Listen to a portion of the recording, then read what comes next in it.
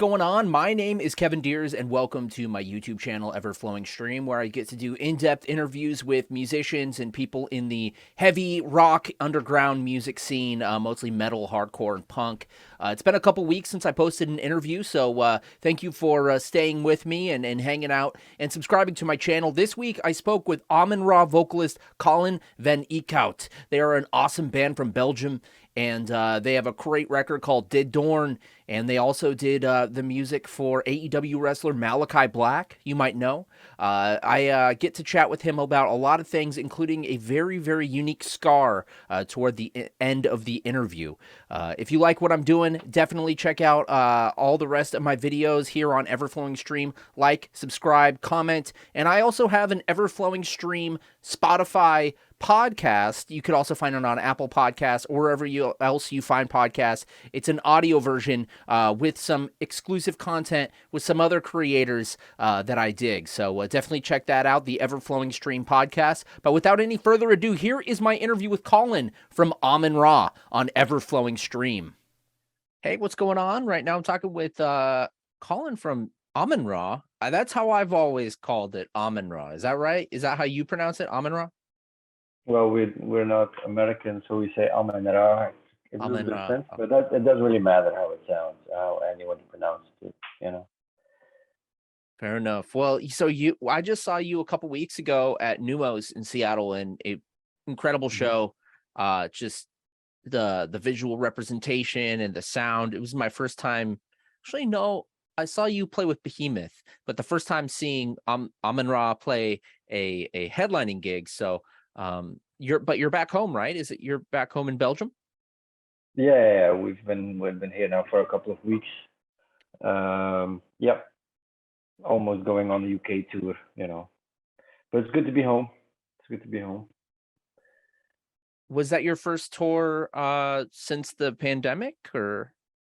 No, we were able to tour even in the pandemic. We were able to find some holes in the net, and we were able to snuck in there and have some acoustic tours and stuff. Mhm. We didn't really want to do the heavy tours because everybody was seated. The audiences were seated Yep. even in Europe, so it didn't really make sense for a heavy show. But we were able to do some European tours, but it was the first time back in the States uh, since the pandemic. And I thought it was a great turnout for the show, and just in the Seattle show. I saw some clips from your Psycho Las Vegas show that looked Yeah, really cool. How was Psycho Las Vegas? it's always interesting. Yeah, it was. We did what we had to. We had a hard time to get ready because we weren't really able to sound check, and there was everything that could go wrong went wrong. But we were able to transform that energy into something that did what it had to. Let that frustration out on stage, right? Yeah, it helps. It helps to get there. So it's probably what, like 10, almost 10:30 in Belgium right Yeah, now. Yep. yeah. How late is it out there? It's only 1:15, so I'll be getting lunch after this, and you'll probably be going to bed pretty soon. That's funny. Yeah, Yeah. it's weird. Weird to do interviews in the middle of the day, probably. Yeah, I mean, I made sure to I was I had to be very aware, I didn't want you to have to wake up, in the middle of the night and do this interview, or for me to, do it too early or something. So I'm glad we could Yeah, figure out a time, man. And you know, yeah, I definitely. I'm curious, because your band is one that kind of has a cult following. And my roommate back in the day, she toured Europe with a hardcore band, and she brought back a couple of your CDs. She's the one who really got me into you guys. And obviously you've gotten much more popular over the years on Relapse now and whatnot. But I'm curious about, like do you is music your full-time thing, or do you have a career outside of music, or a day job, or what kind of stuff do you fill your life with outside of music? Well, it's since 2017 that I was able to shift everything around, and it's only music anymore that I'm doing now. But we all have different projects, you know, like Hmm. we have solo projects, and I have a thing like opera theater things that I work on, and some awesome art. I make some art and do some exhibitions, and we try to keep ourselves busy. Our guitar player is a photographer, and yeah, we just start a lot of bands and make it work. Yeah. So, but I used to run like a skate shop for a while, Oh, cool. for 15 years in the city here. But as soon as, yeah, as we could, we focused on the music with the family, and then the daytime job and the Yeah. band becoming bigger and bigger, and we do all everything ourselves, so we don't have managers or anything. So it takes a lot of time. So we had to make a shift and focus on the music. Yeah. Yeah. But That's we're blessed. I mean, we're lucky. You know, we're living off of yeah. our passion, so it's quite a luxurious position, and we're very, aware of that we're lucky. Yeah. That's wonderful. I mean, like you said, not just music though, art as well. All these different projects that you have, and that's really cool that you guys are able to, cobble together a living, based off of all of these art projects and this music career that you've built. So that's wonderful. Congratulations. Yeah, yeah, we're blessed to have like um, a good bunch of people around us, and we all have each other's back, and there's always stuff to do together, and different combinations. We hit up with one guy and do something, and then start another band with some others, and Yeah. we all push each other forward and help each other out where we can. So, and that's what is able to. That's how come we're able to do this pretty much.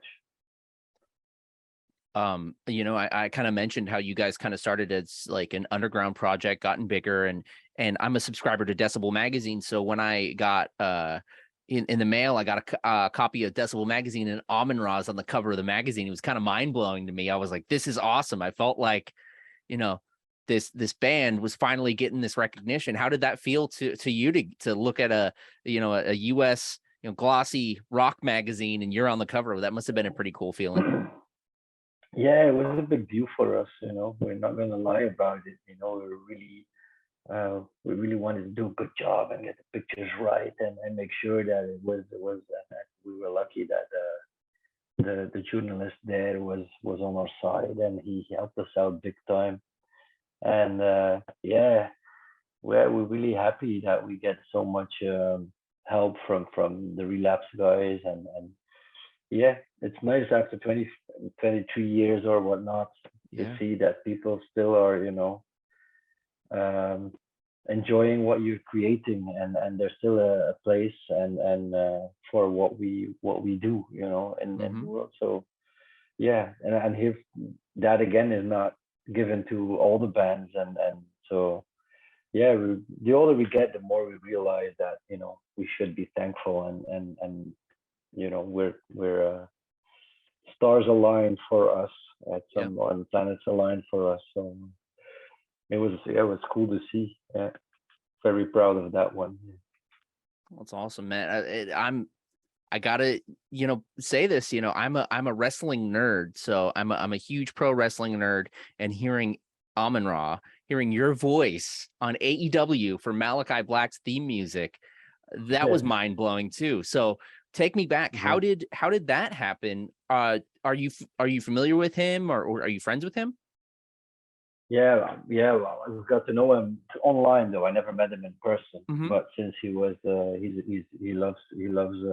and heavy music, and he's really tight knit with some guys at Relapse as well.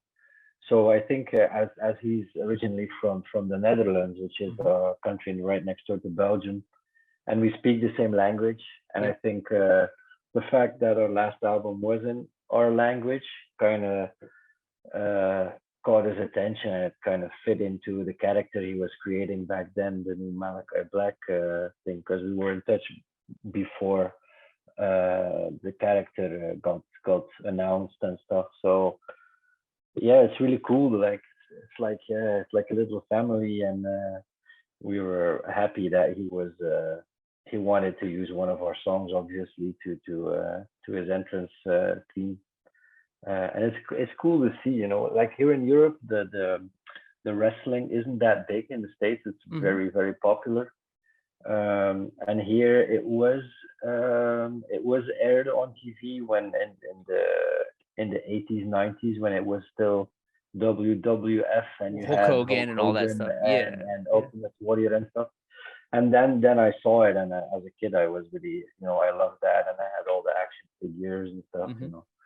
Um, so it's kind of cool to see to see one of the leading characters like use your music now. It's kind of mind blowing. Yeah, Absolutely, man.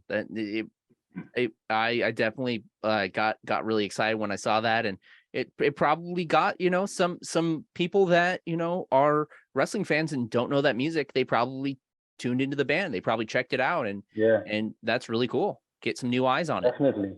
Yeah, definitely it helped a lot. You can see it in the comments on videos and stuff. You know, there's a lot of people who mention the House of Black and everything. So Yeah. it's really it did something. Yeah, definitely. So I'm curious about, the band has been going for 23 years now. But you obviously have your own origin story, and I would like to tap into that a little bit. What got you into underground music, and was it, metal or punk or hardcore music? What was the first kind of underground music that drew you in?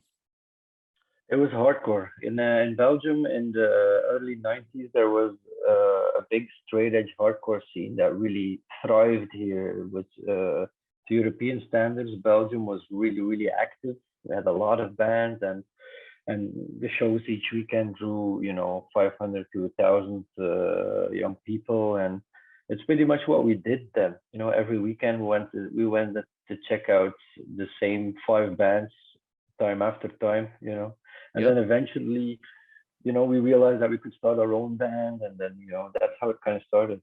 No one had like a musical background, but everyone like kind of picked an instrument and went like, I'm gonna play guitar. Oh, I'm gonna buy a drum kit and whatever, and then just started, fooling around and learning how to play. And then from that came this pretty much, Yeah. it's and it was through skateboarding and stuff that we got to know Black Flag and Yep. things like that. That's kind of what heavy music brought in, and we had Bon Jovi and Guns N' Roses before that. Yeah. Yeah. Yeah. Yeah. So that's kind of how we got into heavier music, and then the more the longer you're in the scene, the more you kind of open your eyes and see that different styles, and you kind of find what fits you best, and then from the hardcore came Amenra pretty much. I kind of had a feeling that it came from hardcore because when I saw you with Behemoth, now that I remember, I was standing with my friend Greg, who sang for a band called Trial, and I remember him Mhm. coming up to you, and you guys mentioned, and I think he said that you talked about Trial or something with him, like you like, and he was blown away because you're one of his favorite bands, and he had no idea that you would even have any Yeah, idea who Trial definitely. was. Yeah, yeah, yeah, yeah. We all looked up to all the bands from the States that were pretty big and already ahead of us. In Europe, we kind of came after. Hmm. Like so, and it's kind of cool. Like from there are a lot of musicians who come from the hardcore scene, and pretty much that you still now bump into. It's kind of funny, like you get to know someone, and you get along, and then suddenly you start talking about older bands, and then you find out they played in your favorite band from when you were 16 years old or Yeah. something. Yeah. It's kind of wild, like, then you kind of both starstruck about Yep. each other, but it's kind of cool. It's kind of like coming full circle, and there's a lot of appreciation, and in a way, you formed each other, Yeah. you influenced each other, and that's really interesting. Like the whole scene here in Belgium that we kind of grew up on was entirely based on uh, Clevo Hardcore, the band like Yeah. Integrity. That's also on Relapse. all the bands here kind of started off pretty much ripping them off, and Yeah. from that evolved into a more mixture with metal and Yeah. yeah, and all different bands formed from that. So, I'm coming into this interview like knowing Amenra, and as far as Belgian music, Amenra and probably Rise and Fall. So, Hmm. aside from that, what are some other bands that we should know? Uh, Drop some knowledge on us. Who should we know about? oof, drop some knowledge on you. Goddamn, that's not easy. I think there's like our former bass player Levy has a black metal band called Eeckhout. It's a very Oh, difficult I know name that for band. non. Yeah. So Yeah, good. yeah, they are really really good. And our guitar player just started a new band, Predatory Void, that is Okay. more a death metal, black influenced. I don't know if you knew the band Oathbreaker that was on Oh Death yeah. Wish Records. Yeah. Well, that's our guitar player's old band. So Predatory Void is like a follow up on that. And then you have a new band that is signed to what is it called again? Um, Pelagic Records from Germany. That's Hmm. called Psychonauts. Okay. They're a three-piece, and they're very very good. Yeah. Yeah, there's a lot of interesting stuff going on for sure. That's But all. so in every country, there's good things happening everywhere. Well, you gave me some places to start. I remember interviewing one of the guys from the Ocean, and the main songwriter from the Ocean, and he was mentioning how he kind of grew up in similar like hardcore scene, and how there were kind of like these communes where people would live and they would host shows and stuff. Is that Mhm. something that was common in Belgium too? Like kind of these kind of community communes? Yeah, yeah. Most a lot of people live together in squats, and that was That's pretty what much the word I was the looking for. Squats. Yeah, that's the yeah, word I was. yeah. That's pretty much where the only places that we were welcome almost, in the Yeah. early days. Yeah. You had the punk bands playing there, and then the hardcore bands also. And then in the beginning there was some rivalry, Yep. there was some, but in the end we were welcome in those squads. And the same thing went for Amenra. First shows that we were able to play were squads, and we were welcome there all over Europe. Um, and that's where the origin lies pretty much. That's where people were open-minded enough to take in bands that were trying to be different, or trying to prove themselves to the Yeah. world, and Hmm. not having the space yet, or the stages offered yet to them. Yep. So it's crazy to see how you evolve from one thing to another. That's awesome, man. And it gives you that community space to build your art, and then that's great, man. I was just curious about that. I've always heard, tales of like US bands going over there and getting treated like, so well because they would have a place to stay and they would get fed from these squats. And so I thought it was really kind of neat. Yeah, yeah, definitely. They provide everything themselves. Most of them had vegan food, Yeah. and yeah, and they have lots of workshops, to kind of educate the people, and it was all very positive. It had a very a positive drive behind it, and Yeah. very heartwarming, pretty much, to see how that those communities kind of try to touch people's hearts. Yeah. That's awesome, man. Well, I am curious about during the pandemic. I mean, you guys did a little bit of touring. You guys were able to play out and do some acoustic shows and whatnot, like you mentioned. Hmm. Did you guys work on any new material? Is there anything down the line that we can look forward to with Amenra? Yeah, well, so within the pandemic, we released our album, and then Yep. most of the time after we have an album, we kind of focus on side projects for a while. Cool. We start writing.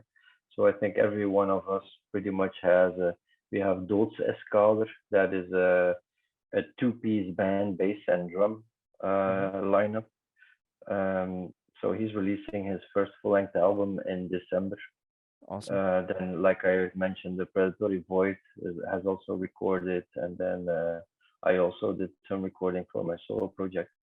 But we have an EP ready for Amenra that we will record, but I'm not sure if we will release it yet. But we continuously work, so there's always stuff happening and stuff being created. But it's Yeah. just a matter of waiting for the Sure. perfect time to release it, or to wait it out until you're really really happy with it and you don't think you can get it any better than that anymore. So we're very patient, but Yeah. keep on working. Yeah. I should have mentioned to anyone that's watching this, I don't know why you wouldn't have checked this out yet, but definitely check out the newest Amenra album, De Doom. And then there's a remixed record of that. Yeah, we had two versions of our last record actually, because some of us, wanted to work together with someone else, like Seth Manchester, to see how he would interpret our music, and Cool. then we did another version ourselves. Our bass player mixed that one. It's it's not really done a lot, and most Yeah. bands don't really do two mixes or masters, but it's just like it's like an exercise for us to see how people interpret your music and what different possibilities are, with the same album. And we had them, so after a couple of months we went like, yeah, some people were asking about the second mix, and then we decided to release it as well. So everyone's happy in the band, everyone has a mix that he loves. So we're all about the long term plan to keep everyone happy and That's awesome, man. satisfied. Yeah. That's really cool. And you're right. You don't hear that very often. You don't see that very often. And one thing that is so cool is that there are no rules. You can do whatever you want. Yeah, that's what people sometimes forget, that there are no rules. Oh, why do you do that? Why do you release a second version of your album? Because we want to, and Yeah. because we can, Yep. because we wanted to hear how it would sound like if someone else looked at it and Yep. interpreted it. It's interesting. You learn from that as well as a musician. To see the different options. Hmm. Um, so yeah, we try to think on those terms as much as we can. That's awesome. Don't limit your don't limit yourself. Do whatever you want. Yeah, if you feel like it, it's not because anyone else doesn't do it. It's that you can't do it. It was the Mhm. same thing with or music. Like sometimes we have the balls to like play the same riff fucking for 5 minutes. While and in the beginning we questioned ourselves like, isn't it too long? Won't people get bored? But we felt like it was right. So we went like, well, fuck it. If they think it's too long, let's too long for them, but not for us. So Yep. let's do it anyway. It's fun. It's fun. Keeps it interesting. To be stubborn and do what you think you should. Hey man, just take after Crowbar. Just play the riff. Just Yeah, even if it's a longer. good riff, you can never get enough of it, right? That's what I had. So Yeah, exactly, man. Just there you go. So just a couple more questions, man. So, if you're having like a really crappy day, something's really frustrating you, what's an album that you can just grab and listen to, whether it's something to lift you up, something to get your aggression out, something, anything. Just if you're having a crappy day, what's a go-to album for you? that's a hard question. I don't know. I don't really know. Um, the thing is, I'm the kind of guy who connects with an album and then listens to it for a year straight. Mhm. you know, um, I wouldn't know actually, like what I would listen to. Okay, well, just what have you been listening to lately? My kids DJ all the time in the car, so I've been listening to a lot of hip hop lately. Okay, Yeah, nice.